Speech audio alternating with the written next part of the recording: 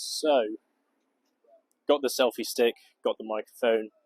Feel like a bit of a knob with it, but hey ho, this is probably the best way to view the game. So, going to Leicester Harlequins. Seeing the team sheets beforehand, good to see all the starters coming out. I think the important thing here really is that Esterhuizen is starting on the bench. I think if he was starting, I'd be a lot less confident. I think Leicester, now that they've got their starters back, I'd say they're probably going to win. But they've had a bit of a bad run of form. Mike Brown at 15 instead of Freddie Stewart is interesting. Personally, I think that's probably because he's had some good form. Be interesting to see how he plays. And I think that's the difference. It'll be interesting to see when Esterhuizen comes on. I think that'll be the big difference between the two teams if he does come on. Such a safety valve for Marcus Smith. So, yeah.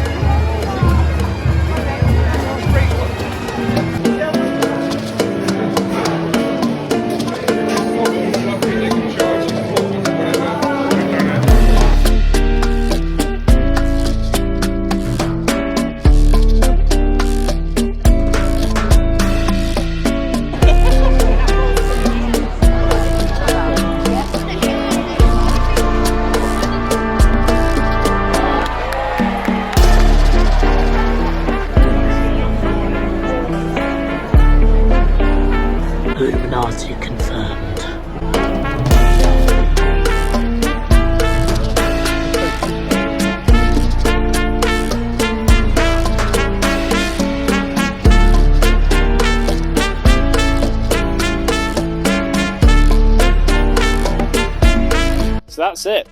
End of the game. Quins win by 4 points. First of all, I have to say it's a fantastic game. Especially early season. This is how you want early season games to be. You don't want them to be bitty. You don't want them to be slog fests. At least we got some entertaining rugby out of it, even though there were many mistakes that were made throughout. I think Quins probably deserved it. I think they had a bit more execution than Leicester did, especially in the second half. I noticed Esterhuizen coming on at 48 minutes. I think that made a difference in their attack. And I think Harlequins' defence really kind of fronted up in the second half. I think they had a lot more gaps in the first half that Leicester took advantage of. Those didn't exist in the second half for Leicester. As a Leicester fan, I think, sure, you've lost the game. Just trying to see if I can get the light on right on this. As a Leicester fan, sure, you lost the game, but I think there's probably a lot to learn from it, and there's a lot of potential within the side. The knock-ons are something that needs to change. There's so many mistakes that have happened within the game that I don't think they deserve the win, but the potential's there. And obviously every win matters, but at least they've shown the performance that they can put forward, and there's plenty of season left to go. So that's it. Okay, so I didn't capture all the thoughts I had at the end of the game, and now I've had an evening to think about it. I think there's a few other things I want to talk about. Quins, I think, were really, really good, as well as Leicester. I don't think it'll be a surprise that either of these teams will be competing for a top four spot at the end of the year.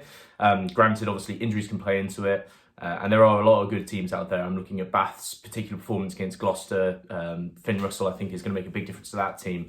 So I think the Premiership, even though sadly it's been reduced down to 10 teams this year, is going to be very, very competitive. And I'm looking forward to see what both these teams do in the future. Particular players that I think are worth mentioning is Lamb and Dombrandt. I think they made a big difference. Obviously, Lamb got man of the match in the game. But I think Don Brandt had a bit of a resurgence. On the other side of the pitch, Jasper Wiese, he didn't quite look the same as he did last year. And maybe this is because he hasn't been starting regularly for South Africa. He's getting some of the rust kicked off of him. Not too concerned, it's his first game back, but he was always a sure thing to kind of get over the gain line, make the first tackle a miss, and I think Leicester missed that yesterday. Seemed like he was shut down pretty instantaneously by Harlequins' defence. I think I saw one or two runs where he made a difference, but Leicester missed that. They missed that power running to get initially over the gain line, and Jasper was pretty much muted all day. What else? I think Kata at 12. I don't know who this guy is. He's come in for Leicester. I'm really excited about him. Not only does he look like he's a power runner, he's a very stocky dude, but he's got some flair to him. I'm talking these like over the top like basketball passes to go out to the corner. I'm excited to see where he plays.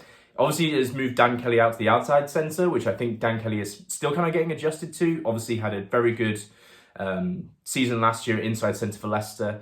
So hopefully Dan gets a bit more adjusted to allow Cass to play in that 12 shirt, because I'm really excited about what he's able to achieve. He looked really good.